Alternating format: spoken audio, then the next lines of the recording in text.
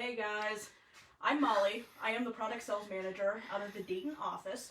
So welcome to my garage. I'm excited to do the Cadette Woodworking badge with you today. I did have to phone a friend to be my cameraman because I do need both hands to do a lot of the things for this badge. So I will read those later, but go ahead and drop them in now. And while you're doing that, I'm going to show you a couple things that I made since being home. Both were made for friends. One is a Bluetooth speaker, which is kind of cool. You buy the kit, just make the box. The other thing I made for a friend is a mail holder. So it has hooks, place to put mail, and a little shelf. I'm going to go ahead and get these out of the way because I do need the room. So just hold tight for a minute.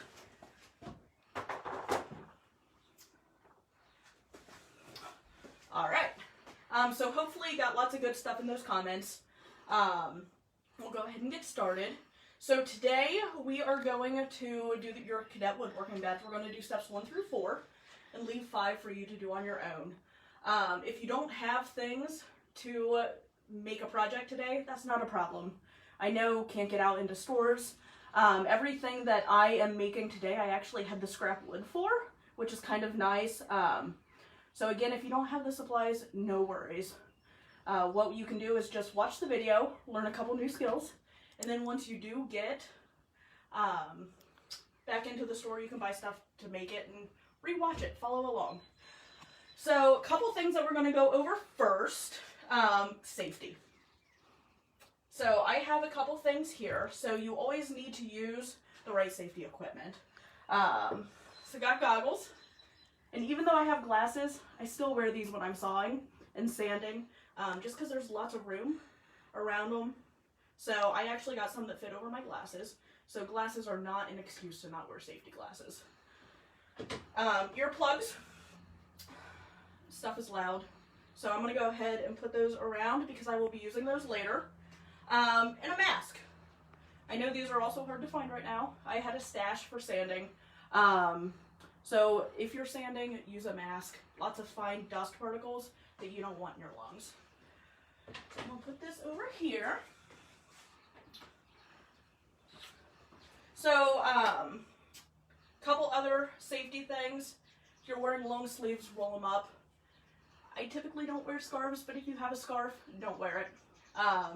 Last thing you want is to be running a saw, have that slip in and have it pull you in. You want to always keep your work area clean. So I don't have anything on the floor for the most part. I'm clumsy, don't want to fall. Then a couple other things. Before you plug in a tool, always make sure it is off. Most saws have buttons that start it that keep that from happening. But you always want to make sure it is off before you plug it in. So you don't want to be surprised like that. And then keep your power cords away from your tools. So what we're going to start with is actually step 4. I'm going to do some of these out of order just to make it flow a little easier. So we're going to start with step 4, which is saw some wood. So I wanted to take you around, show you a couple different saws. So here I have a bandsaw, and like I said, none of these are plugged in. So when I put my hands near it, don't freak out. So bandsaw, don't know if my cameraman can zoom in on this. You can see it moves up, so it moves around the saw. These are used for cutting very intricate details, curves, all of that stuff. So we're going to come back here. The most common hand saw is a circular saw.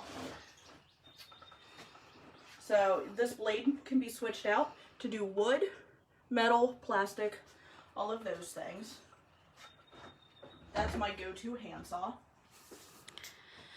Jigsaw, which has a fine blade that moves up and down. And you can also change your speed on top here, which makes it a great saw for cutting things that are not straight. So you can cut curves and all kinds of stuff like that. I'm going to move back here, move my notes here. Here I have the table saw. The table saw has a motor underneath that controls the blade. The blade goes this way. Table saw is good for making large rip cuts, or any time that you need to cut large pieces identically. You can just move those through. The saw that I will be using today is my compound miter saw.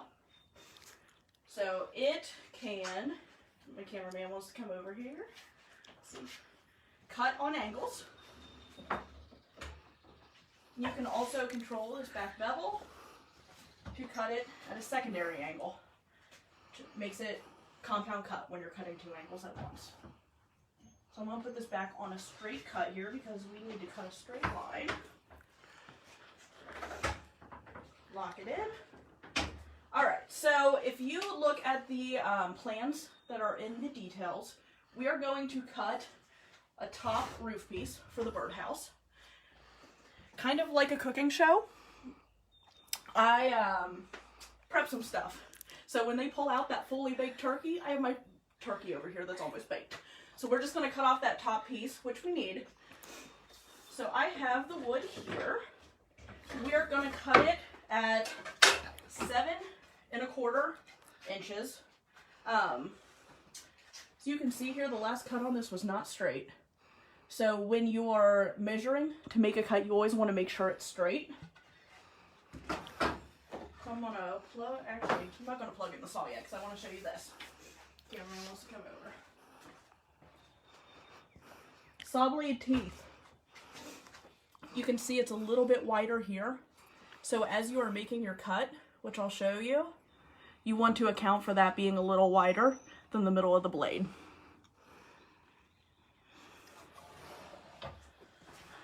So I'm just going to put this up here. We'll plug her in, put on my glasses and my earplugs.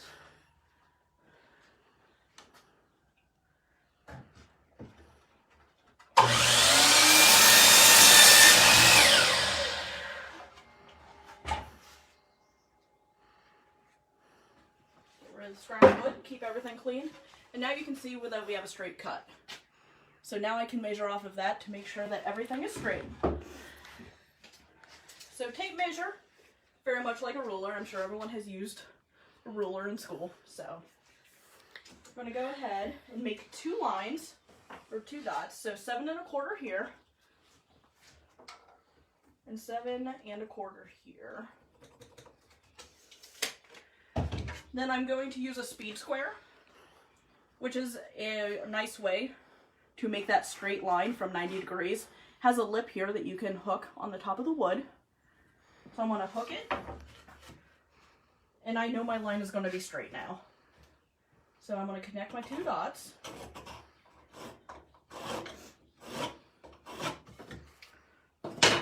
And we have our line. So what I'm going to do is I'm going to double check it. There is a phrase, measure twice, cut once. So you can see, I am right where I need to be at 7 1/4.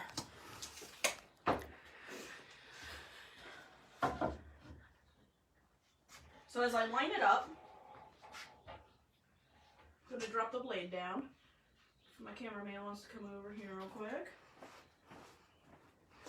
You can see that where the blade tooth is a little thicker, it's on the right outside of that line. So our 7 1/4 is right there. So we're going to cut that.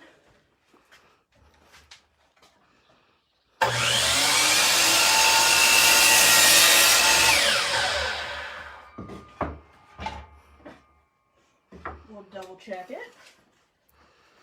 7 1/4, just like it should be.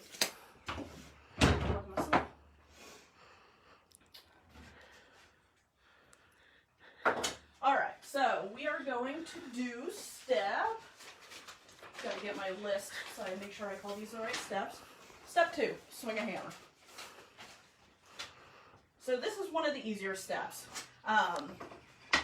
When you hold your hammer, you always want to hold it down here at the bottom.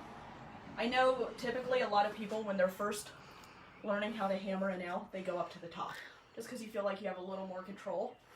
What I recommend, hold it down here. Take some practice swings so you can get a feel for it. So here is my partially baked turkey, per se. So we're just going to put the other, well, see what I did? Made a mistake. So we're just going to act like I did not make a mistake for this. This one should have been 8.5. That's what I get for not printing the plans, not planning ahead. So, actually, look at that. The magic of TV cooking shows right there. So, when you hold your nail, I recommend holding it up at the top, because if you hold it down towards the bottom as you're swinging, it's a lot more time for it to get crooked on you. So we're gonna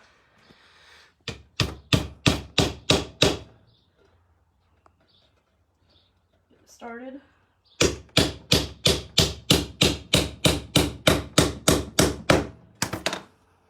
One.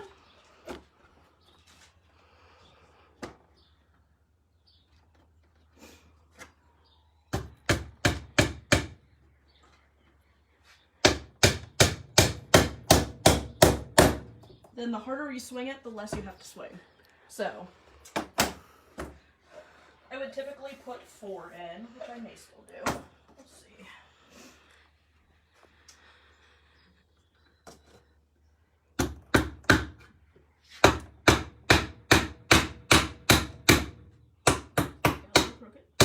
Which happens to the rest of us.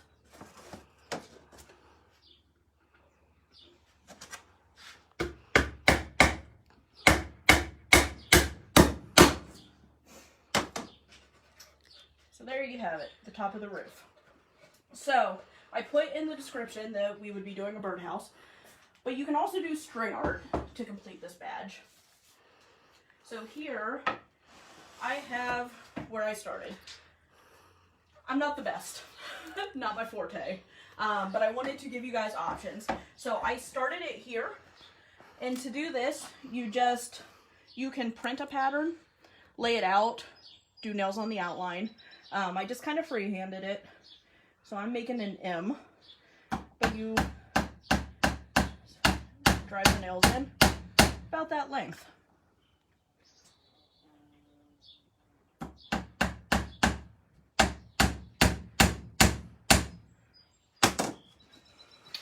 So there we have it. So step 3, we're going to keep moving on. Use a screwdriver. So there are 2 types of screwdrivers. We have the Phillips head, which you can see it's kind of an X. This is the one that you'll probably use the most. There's also flathead, so it's just flat. I need the Phillips head today, so I'm going to get this out of the way and go ahead and pop it back in there. What you can do for this step with your birdhouse, not necessarily in the plans, but I think this is a good thing to do. You can screw the bottom onto it. Reason this is good is because anyone who's had a birdhouse knows that they get messy, especially after the birds that are living in it move out. So if you put screws on the bottom, you can easily take it off to clean that out. So I'm going to go ahead and put one in with a screwdriver. I went ahead and got these started just to make it go a little faster for you.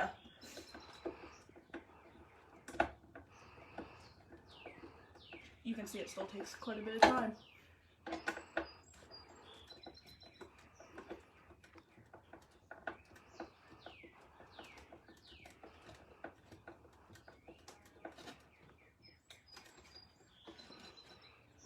So you can imagine that if you were building furniture and had to do each screwdriver by hand, that would take a long time.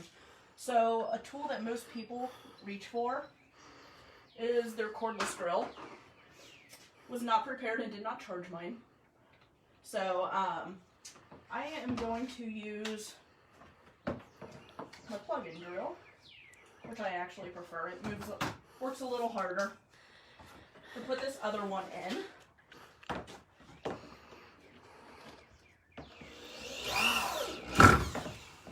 So much quicker. So much quicker. So there is that. If you're doing your string art, to do this step, if you want to hang it up, you can use a little wall hanger. Just put it on the back there. Hang it up. So those are two ways that you can do that. There's two different types of wood, largely speaking. There's softwood and hardwood. So cedar, pine, any really cone-bearing tree, evergreen, is going to have soft wood. You can tell it's soft because just with my fingernail, I can put dents in it. Don't know if, there we go. See that? Whereas hardwood you can't. So your hardwoods that you'll typically see oak, ash, maple, cherry, it's harder. So I'm not scratching it up. And you don't want to try to drive a screw through this with a screwdriver because it's not going to work unless you drill a pilot hole, which is a little hole that you drill in to kind of help that go through. So that completes your step 3, use a screwdriver. So step 2 is keep it level. So this is a level, and you can see there's a little air bubble in it. I can't hold it level though. And when it's in between the two lines, that's how you know it's level. So let's set it over here on the table saw. And you can see that that is level. So level is always horizontal. If you want something to be straight vertically, it's plumb. So workbench, so push it right up against there. You can see it's pretty plumb.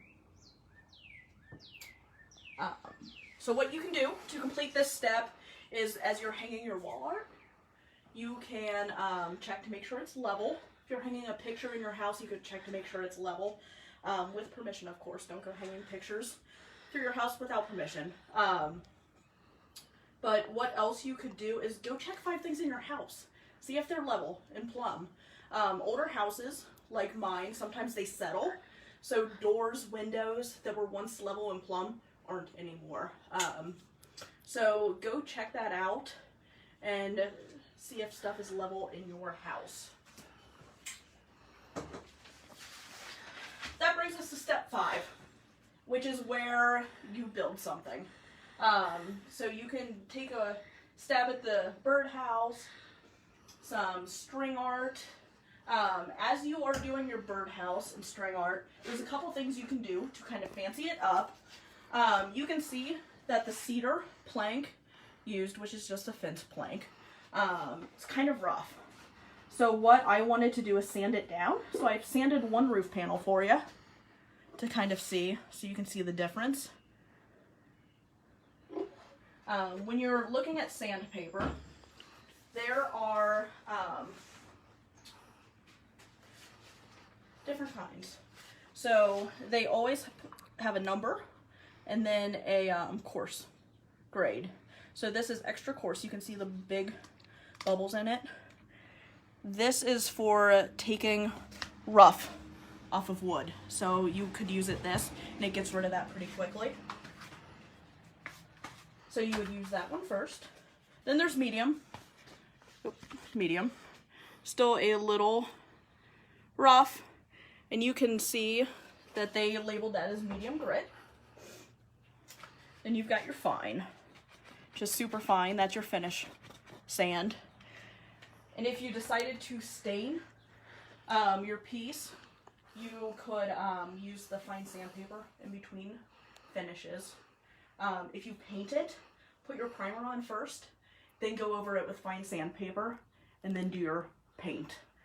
So that's a good trick to make sure that you get the best finish. So that is your Cadette Woodworking badge.